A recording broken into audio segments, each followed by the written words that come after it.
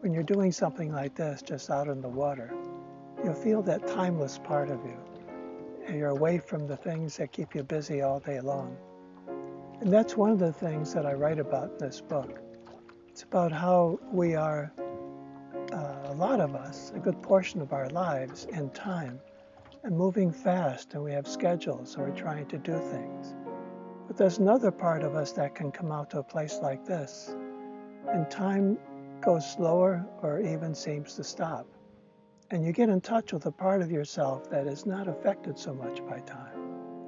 So that's one of the key ideas in this book, how to stay in touch with that timeless part of yourself so that you're not surrendering entirely to time. One of the things that I hear from people quite often when I talk to them about getting older is that older people are worried about becoming dependent on others. They don't want to be dependent on their children or their family members. And they're afraid of getting sick and afraid of many things like that, about what's going to happen, what's coming up. I understand that completely, believe me. I've gone through the same feelings and the same experiences. But basically, I'm optimistic, and I think that getting older, aging, really aging, can be a very good experience.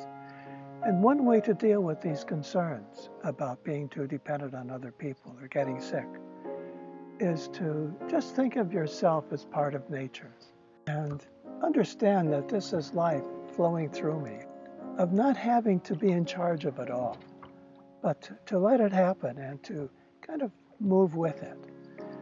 I'm very much influenced by the Tao Te Ching from China, a wonderful collection of spiritual wisdom called the Tao Te Ching.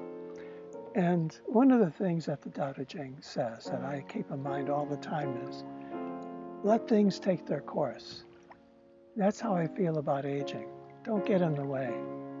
Look at nature and see how nature is.